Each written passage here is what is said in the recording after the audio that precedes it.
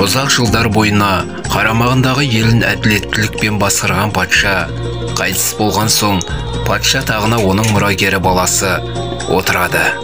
Басына патша тәжін киген жас жігіт бірнеше күннен соң сарайындағы бүкіл уәзірлерін шақырып алып, ертең барлығыңызда қыздарыңызды менің алдыма алып келесіздер.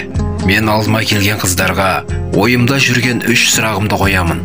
Кімде-кім менің қойған сұрақтарыма дұрыс жауап берсе, мен сол қызды өзіме өмірлік жар етіп аламын дейді.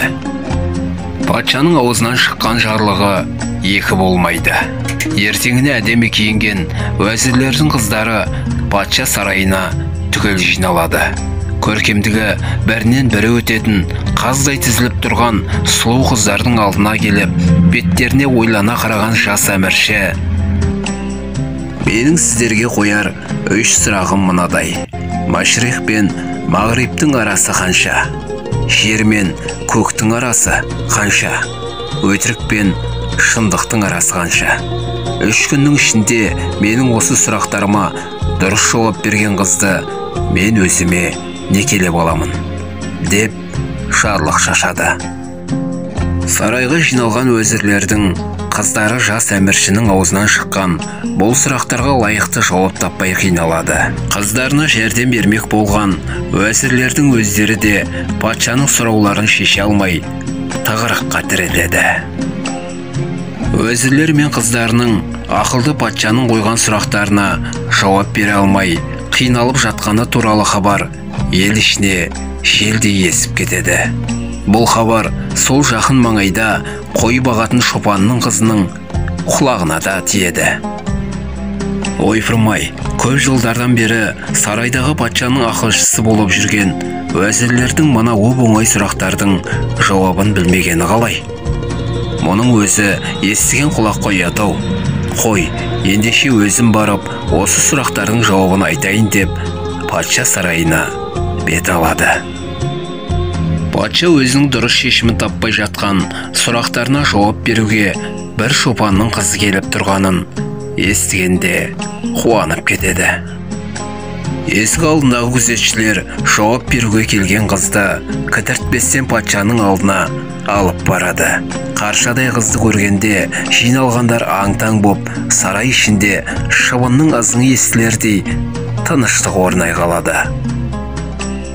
Келген қыз не айтар екен дегендей, барлығы оған ықыласпен құлақ түреді. Сіздің бірінші сұрағыңыз Машрих пен Мағриптің арасы бір күндік жол. Себебі шығыстан шыққан күн батысқа барып батқанша бір күн уақыт өтеді. Ал жер мен көктің арасы екі ақ елі. Егер жоғары қарасаң көкті, ал төмен қарасаң жерді көресің. Көзіңнің алдына екі саусағыңды қойсаң, ештеңені де көрмейсің.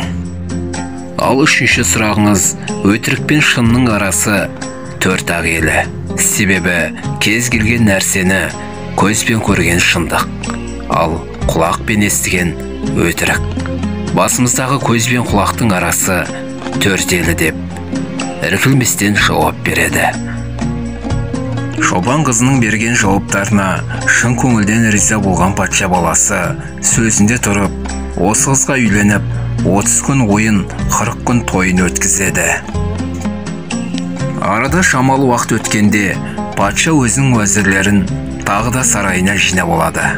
Жиналған уәзірлер патшамыз не айтар екен деп көңілдері күпті болып тұрады.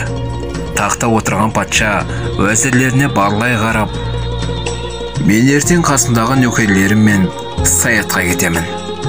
Анда неше күн жүретінім белгісіз. Сіздерді сарайыма жинап отырған себебім, менің көптен бері көкейімде жүрген бір сұрағыма сіздер жауап берулеріңіз керек. Егер дұрыс жауап бере алмасаңыздар, барлығыңызды жұмыстан босатамын да ауыр жазаға тартамын. Өтірік пен шындықтың арасында бір мық шеге бар.